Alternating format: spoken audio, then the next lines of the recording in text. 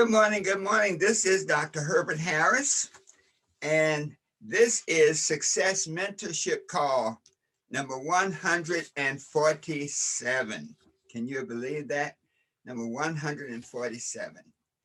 As you know, our calls are based on our book, The 12 Universal Laws of Success. And if you don't have one, get one on our website, because that way I can interview it. I can autograph it for you. And if you need a blueprint for your success for this year, the 12 Universal Laws of Success can give you that blueprint and help you be what you want to be, do what you want to do, and have whatever you want to have. Beautiful. Thank you. We have people joining us. Members of our Success Mentorship Network are actually on our broadcast live. So welcome all of you, Dr. Bray, Mary, Sandra, and all the others on our broadcast today. Thank you so much for joining us. Today, our topic is your imagination is the blueprint for your success. Your imagination is the blueprint for your life. When we think about that concept, you have to say, it sounds a little simplistic. But I'll tell you this, as we go through this program today, I think it'll fit together like a glove. Before we go into our program, it is our custom to do our meditation. And so let us do that for a moment. Let's just sit up in our seats right now and just close our eyes. Take a deep breath in through your nose. Hold it. Let it out slowly. Take a deep breath. Hold it. Let it out slowly. I am at peace with myself. Let us affirm that together. I am at peace with myself. Take a deep breath. Let it out slowly. I am open, receptive, and ready to learn. Let us affirm that together. I am open, receptive, and ready to learn. Let that sink in. Take that deep breath. Hold it. Let it out slowly. All right. Welcome. So many of you joining us now on Instagram. Beautiful, beautiful. And share this to your friends and contacts on Instagram, and we'll go forth together. I'd love to begin with a quote. And the quote is from Earl Nightingale. And he says, "You become what you think about most of the time." I'll say that again. You become what you think about most of the time. Now, when we think about this year coming up, when we think about what we would like this new year to be like, the thought is, well, it begins in our thinking. So let us look at this for a moment. We would like to create a year that conforms to our dreams, that conforms to our goals, that conforms to the things we want to be, do, and have. But when we think about that, when is the only time that you can actually work on your dreams, what you'd like to be, do, and have? And the only time is now.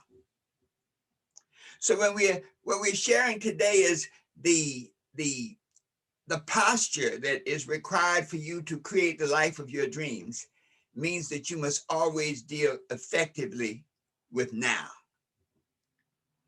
The other side of now, though, is next. And so as we go through our success evolution, we're asking always two questions. What is the best use of my time right now? And what do I do next?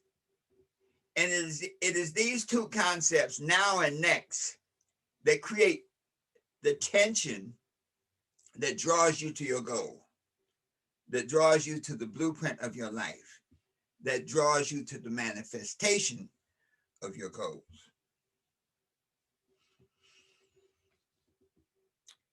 When we think about this, all that happens in on certain principles. The principle of choice, that we are where we are because of the choices we make. The principle of order, that things work according to a predetermined structure. That life is a lot like cooking. There's a recipe to create the dish that you're working to create. And so life operates according to certain principles, order. And then there's change. So there's choice, order, change. And this takes place in the context of time. And this brings in the concept of now, what we do now, and what we do next.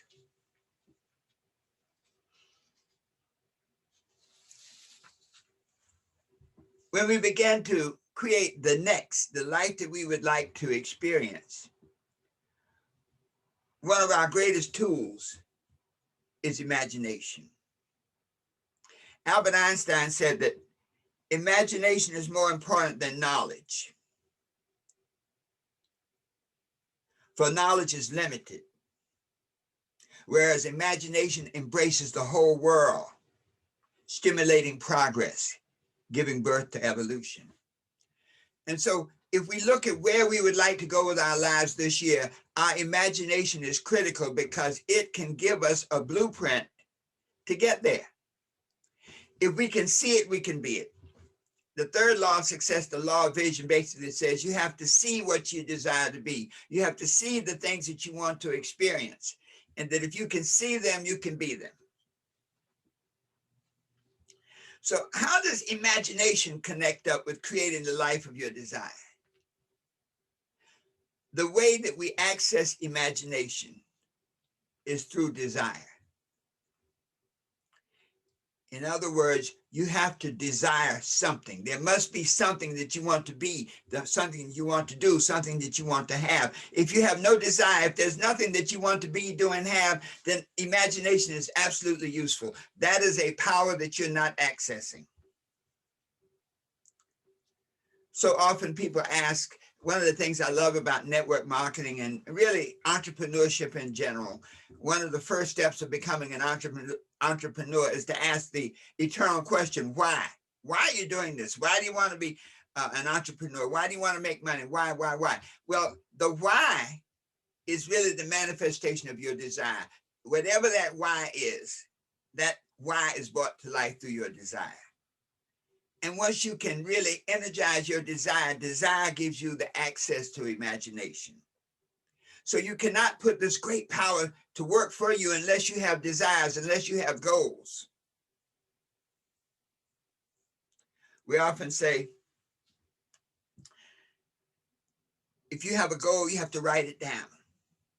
You have to write it down in distinct sensory fashion so that you can feel it, because desire is an emotion. And so the more specific and the greater the amount of sensual description you can give to your goal increases the power of desire within you. The greater the desire within you, then the greater your ability to access imagination. So you must have a strong desire to accomplish something, to accomplish a particular goal, to activate your imagination. And let's look for a moment in the book. On page 81, it says, your imagination is the connecting link between your human consciousness and the universal consciousness.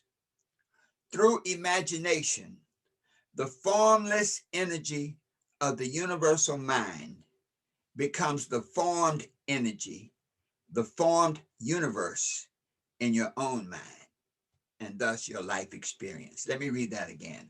Through imagination, the formless energy of the universal mind becomes the formed universe in your own mind, and thus your life experience.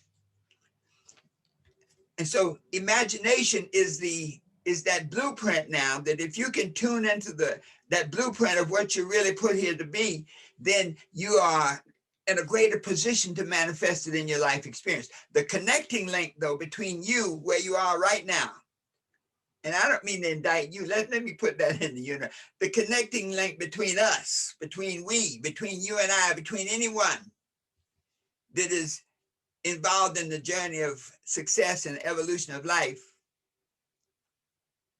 The key is that desire. Scriptural principle says, seek and you shall find. The implication is if you don't seek, you won't find. It says knock and it shall be open. If you don't knock, it won't be open. The door to opportunity will not open unless you're knocking. Ask and it shall be answered. If you're not asking those questions that create the next in your life, then nothing happens. And so this really puts us in you might call it an activity module, that as long as we are seeking, as long as we are asking, as long as we have a dream, a goal, and as long as we desire that goal, then the greater that we can lift our emotional attachment to that goal, then the greater our access to imagination. Some people live their lives like thistles in the wind, where they have no desire, where they have no goals, then they bounce about wherever the wind blows. If we look at life as a great river, then when you have no goals, no dreams, then you just float along with the river based on what the river has in store for you.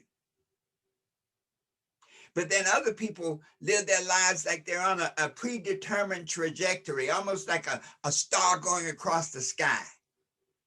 You say, what are they doing? How do they do that? Well, they are able to function as a star going across the sky on a predetermined trajectory to their dreams, to their goals, to the life that they would like to live by their desire, connecting to the power of imagination, putting forth the universal force to manifest it in your life experience. Let's just let that sink in for a moment. Oh, we have a number of people joining us. Thank you on Instagram. Now let's look at desire, and I'm going to call it manifested desire. You know, as a parent, when your children are hungry and your child says, Mom or Dad, I'm hungry, I want to eat. I don't think a single parent on the earth says, let me do the best I can. They say, we're going to get some food, and they will do whatever it takes to get the food, to get the thing that child needs for its sustenance. And so we have to be the same way in our lives. The thing that really disconnects us from that great power of imagination is doubt. So we can have a desire, something we want to be, do, and have, and then self-doubt, doubt in ourselves, doubt in the process, doubt in the world. Doubt can undermine that.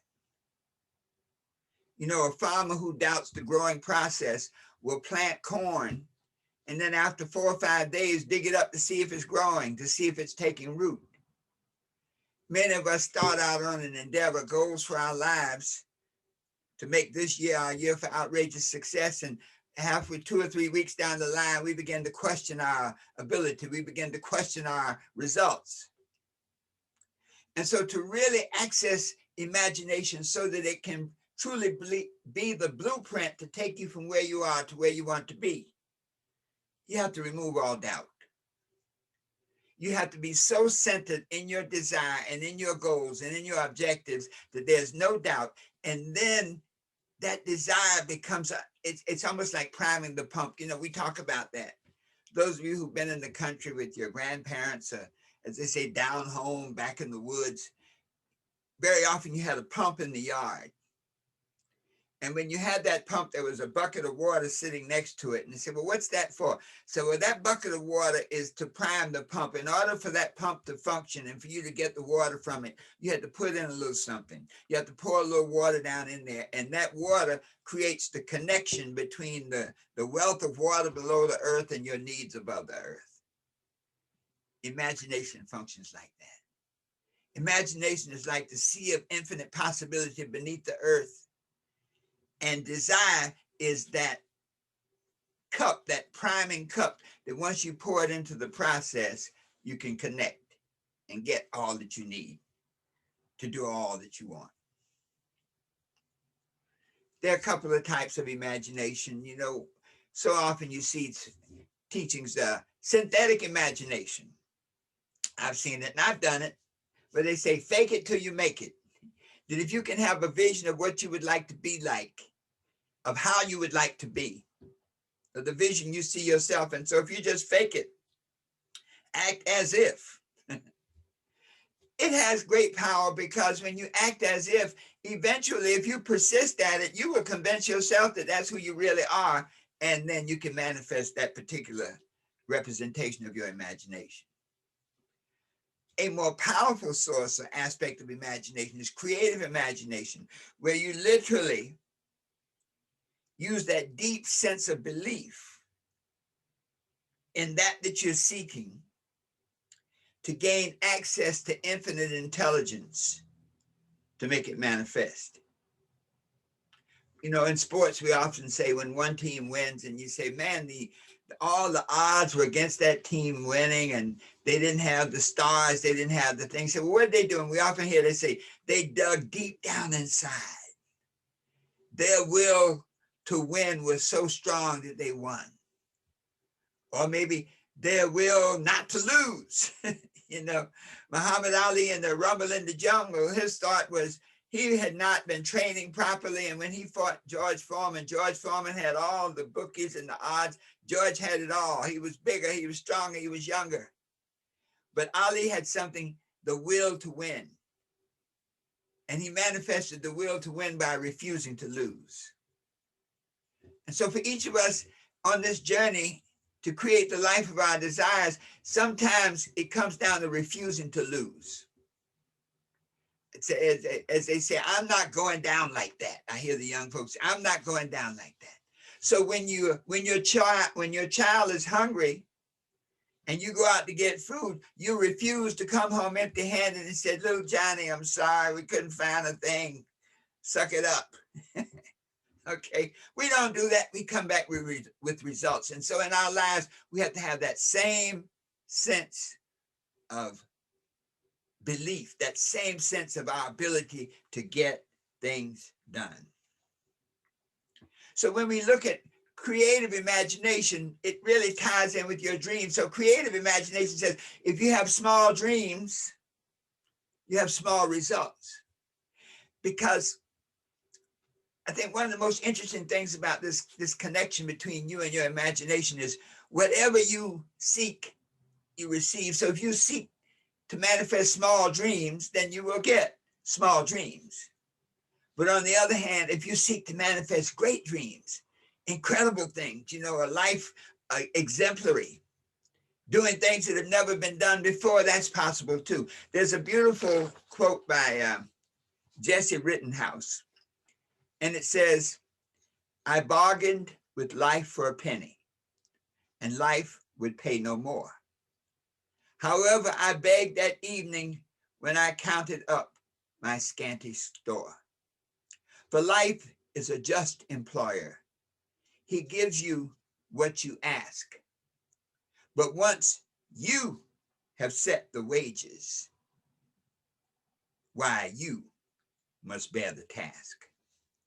I worked for a menial's hire, only to learn dismayed that any wage I asked of life, life would have paid. And so, my friends, dream big.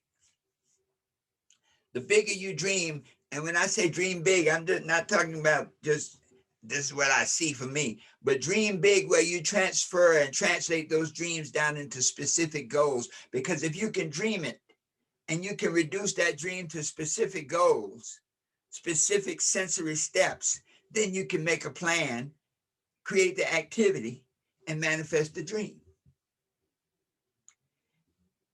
That's that cookbook. That's that, you might say, that recipe for success. You've got to dream it. You've got to reduce that dream to goals. You have to write those goals down in sensory fashion, and then put it in a time context. And then you have to make a written plan. And then you have to take action on the plan and then keep going and growing. Hang in there until you get there. Do not quit. I love the positive side of that. Keep going and growing.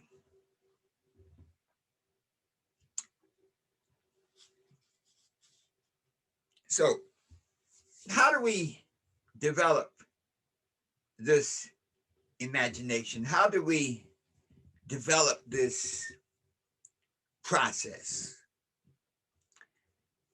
3 keys. Number 1, whatever you desire to do, you must believe that it can be done. If you start out on a path and you don't believe that it can be done, it will not be done. That's powerful. If you start on a path, no matter how many times you write it down, very often you can write hollow words. But if you don't write it down with the feeling and the belief that it can be done, imagination is not available to you.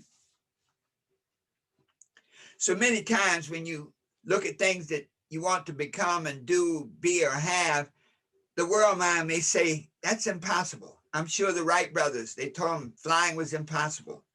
I'm sure Thomas Edison was told this light bulb thing is impossible. Roger Bannister was told that a person could not run a 4-minute mile. Nothing is impossible. It's only that it has not been done yet. I want you to remember that, because your mind can give you an idea and a vision of something you want to be, do, and have. And you may look at that vision from the perspective of where you are right now, your own capabilities. But the fact that you had that vision automatically means that the wherewithal to manifest it may be there. And so if you believe that you can accomplish it, if you believe it can be done, it will be done. Results are on the way. Number 2, what we say is what we get. We create our universe based on the words that come out of our mouths. So you have to eliminate the word impossible from your vocabulary. Nothing is impossible. And not only that, eliminate that word, but don't hear it from others. One of the challenges in operating in the world is that other people are giving criticism and opinions on what you're trying to do. Even in the sense of relationships, other people are saying, I would love to be in a relationship with you, but they don't conform to what you need as a person. So when you eliminate that word impossible from your vocabulary, it sets up a vibration of receptivity, that anything I can conceive and believe, I can achieve it. The master teacher said, doubt not. Whatever you can conceive and believe, and doubt not. When he talked about casting the mountain into the sea, he said, if you tell this mountain to be cast into the sea and doubt not, it's going in. And so in our lives and what we want to be doing, making this year your year for outrageous success, if you can conceive it and believe it, you can act on it and it will happen. The third key to really expanding your creativity is to always be receptive to new ideas. One of the challenges of success is that there can be a tendency in some of us, once we have a bit of success, our ego begins to open up. We have a little success and all of a sudden we may believe that we're the only one that has the good ideas. That will keep you from growing. When you're receptive to new ideas, get away from judging the idea based on who's delivering the idea. If a dog barks the truth, then write it down. Sometimes our ego will say, well, this person doesn't have all the degrees, the education, whatever the background, the experience that I have, so why should I listen to them? I often think of the plastic surgeon and the heart doctor. were riding along in a Mercedes 600 and they had a flat tire. And all of their training, all of their medical information was absolutely useless. And then a man came along in a pickup truck with a wrench and a jack, and he fixed that tire. So you never know who's bringing that idea to you, that good idea. So be open and receptive to new ideas.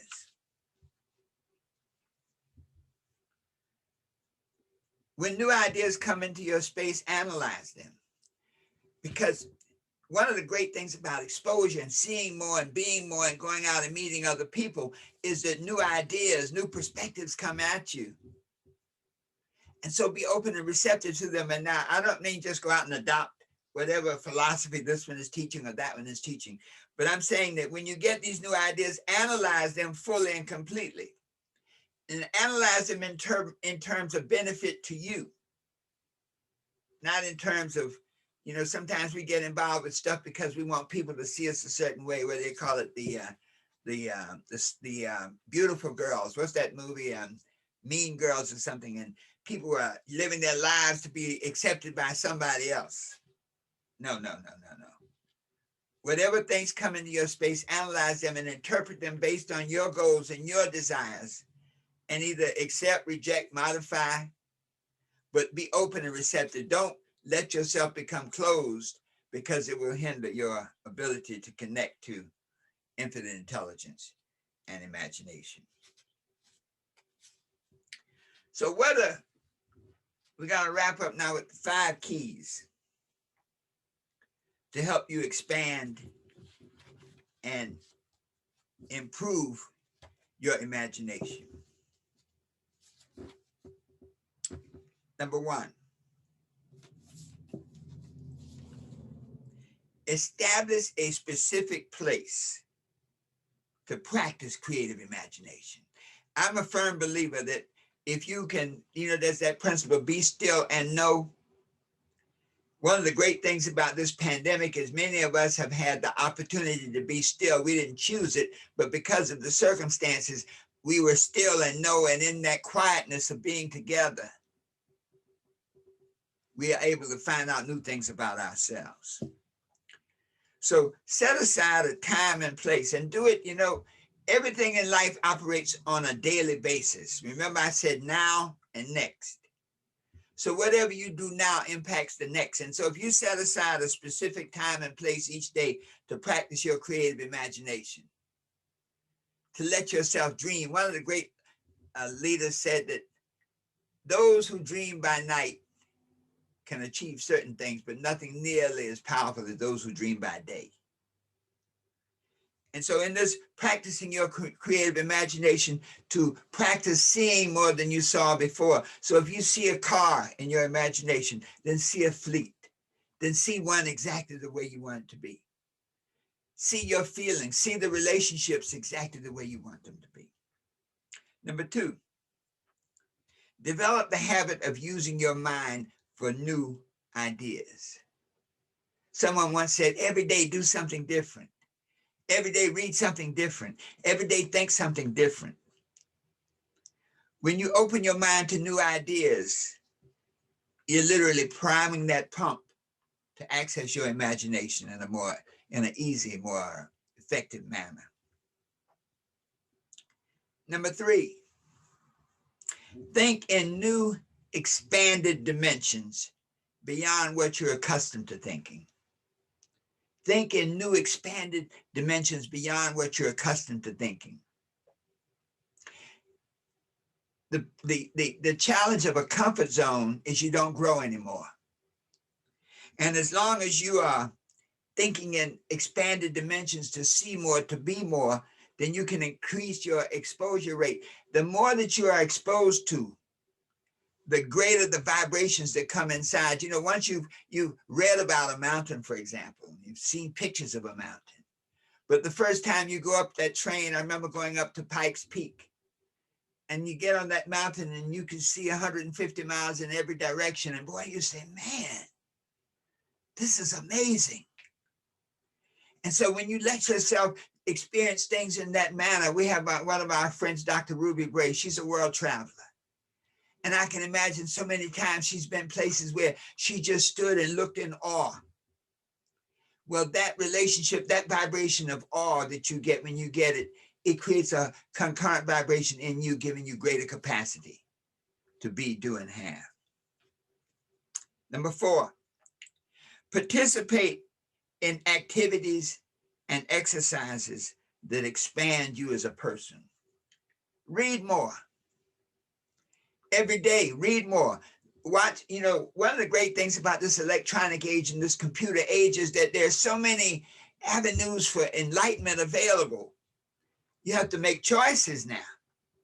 That's critical. In other words, there's not a junk on television, on the computer, but there's so many great things on the internet that if you choose to follow them, then you can really participate in activities and exercises that expand you as a person. You can see things you've never seen. You can hear things you've never heard before. You literally create an external vibration that comes inside you, which stimulates something inside you that gives you the capacity now to be more, to see more, to do more. And then finally, number 5, develop your emotions and instincts of wonder into a vivid imagination. With children, there's that age around 3 to 4 years old when every question is why. Everything they say is why. Why, Mom? Why, Dad? Why is this? Why is that? And this is because a manifestation of a child's capacity to wonder, to be amazed, to stimulate their imagination, to see more. A child is like a blank slate. And so everything that comes into their space is like, whoa, wow, wonder, amazing. As we get older, the realities of life have a way of coloring our sight so that we don't see that wonder as much anymore. We're so involved with, yes, I know that stuff, but you got to be realistic. I hate those words. You got to be realistic. Yeah, as long as you're creating a reality, you may be right. I got to be realistic. Create your own reality. But that instinct of wonder, it opens up a channel inside you. When you look at things and go, wow, that's beautiful. Go out on a night when it's clear and look up into the sky. Take the time, and you're always amazed at how many stars there are in the sky. We're so busy watching this lateral world that we may not get a chance to look. You look at the sky and you see those stars up there, and it's got to make you have a certain kind of feeling. I often think of, man, think of the Indians, the people who lived here before there were big towns and lights. And when they just looked up and saw the pure sky, and God, there's so many stars up there. I didn't realize there were so many stars. That instinct of wonder stimulates something inside you. See, everything is harmonic. Everything is harmonic. So anything you see outside, they say, as above, so below. So every time your instinct of wonder kicks in and you're just excited about something you saw, or something you experienced, or something you heard, the first time you go to a symphony orchestra and you see all those people up there and you sort of wonder, like, what kind of sound are they going to create? I've been to church, I know what a choir is. But when you hear that symphony orchestra and you really begin to plug into it, and you can hear the piccolo, you can hear the clarinet, you can hear, in other words, each and every instrument in that orchestra creates a sound that brings about a vibration in you. So folks, refining and developing your imagination gives you the ability to tune in to infinite intelligence. Your deep desire gives you access to that imagination, which then opens the door to infinite intelligence, which now gives you the capacity to create the life you desire. That any dream you have, any goal you have, that if you follow the process, it will manifest. So let's wrap up right now. Just a quick summary. We might say 3 keys to increase your ability to your imagination powers. To number 1, believe it can be done. Everything is possible, just has not been done yet. Number 2, eliminate the word impossible from your vocabulary, and most of all, from your thinking. And number 3, to always be receptive to new ideas. And then practice your creative imagination skills. The more you can perfect that skill, the more powerful you will be. Establish a time and place to practice creative imagination, to meditate. Develop the habit of using your mind for new ideas. Think in new expanded dimensions beyond what you've been accustomed to thinking. Get off the porch. Participate in activities and exercises that expand you as a person. And develop your emotions and instincts of wonder into a vivid imagination so that you're always excited about life. Wow, folks, when you can do these things, then you can create a relationship with your power of imagination that is so awesome that you can literally create the world of your desires in real time. The greater that connection, the more powerful, the greater your ability to create the vibration that attracts all that you need into your life experience. Knowing that the best is yet to come. And so it is. Whew, let's just let that sink in for a minute. Hey, folks, we're posting this on Instagram, on Facebook. Share some of your comments, share some of your thoughts about what we shared today. If you don't have your copy of the 12 Universal Laws of Success, be sure to get one because it is your recipe book for success. And you can go to www.12uls. But most of all, let yourself dream. Kenya says, are you going to sing us out? I didn't put my music on today, but I will. Remember this. Come on, everybody. Come on, everyone. The time to love is here. Let these troubled days be done. I tell you, come on, everybody. Come on, everyone. The time to love is here. Let these troubled days be done. And so it is. See you next week. Thanks for joining us.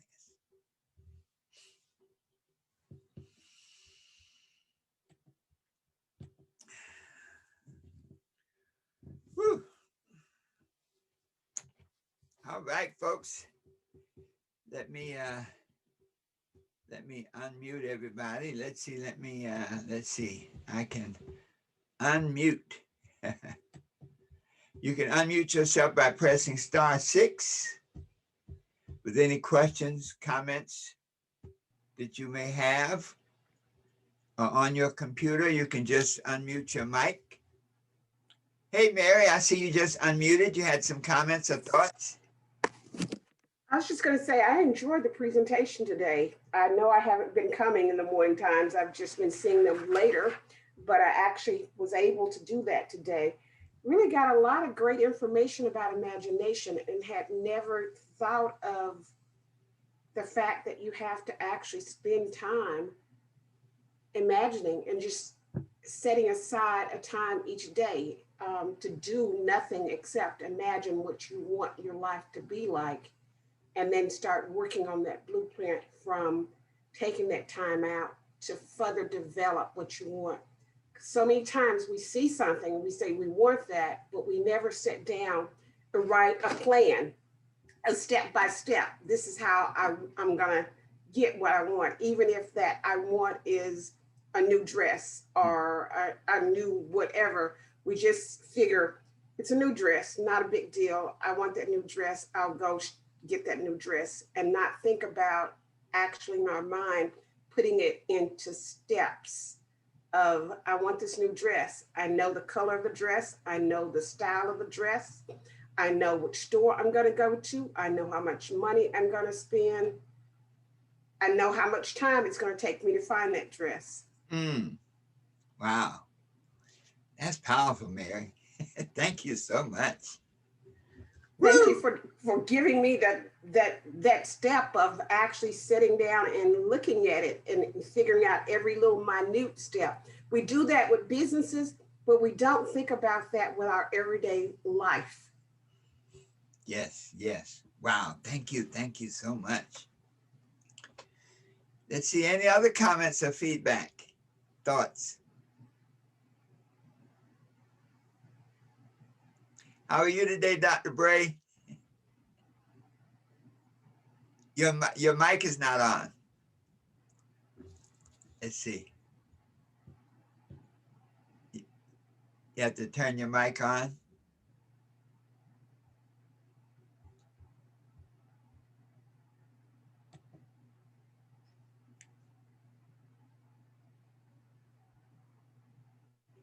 Hey, Miss Sandra, how are you? Dr. Brady, there we go. Good morning, everyone. Good morning, Dr. Happy Brady. February and Black History Month. It's just a gift to be here and well, no COVID, and so thankful. I appreciate all that you shared this morning. I find that I have lived a life filled with experiences that allow me to endorse and support what you shared today. So thank you for an outline to be able to see not just what can be done, but how it can be done. Wow, thank you, Dr. There is Brady. one thing that came to mind, Mm-hmm. and that was when you were describing making time to imagine. I have come to understand that it is possible to have my own sense of drive and desire, but there are times when I believe the universe will just drop into our hearts new ideas. And to the extent that we are open to embrace those new ideas, it is amazing how hearing them and acting on them will bless us and often bless others. I've even found that when that happens, it has saved my life. I offer that as additional grist for the meal of your wonderful message. Wow. Thank you, Doc. Thank you so much. Those are some powerful words. Mhm. Hey, Miss Sandra, did you want to unmute yourself? Let's see if I can help her. There we go. Hey, Miss Sandra, how are you today? Good morning. Great. Any thoughts? Especially after I Good have morning, had Ms. my Spalding. second COVID shot. Uh-huh. Excuse me. Go ahead, Sandra. I said great, especially after I've had my second COVID shot and not among the dead. And I'd like to share with you, my best friend just died this week from COVID, and that sort of threw me for a loop because she died within 24 days. And that was a traumatic experience for me because it hit very close to home. So I will say to you, if you haven't called, please do call. It might be a hectic situation, but please call to get your health taken care of. Mhm. Yes, yes. Thank you, Miss Sandra. All right, folks. Any other comments and we can wrap up today? So all is well. Okay, then. Thank you so much. I'll be posting this later. I appreciate your presence, and the best is always yet to come.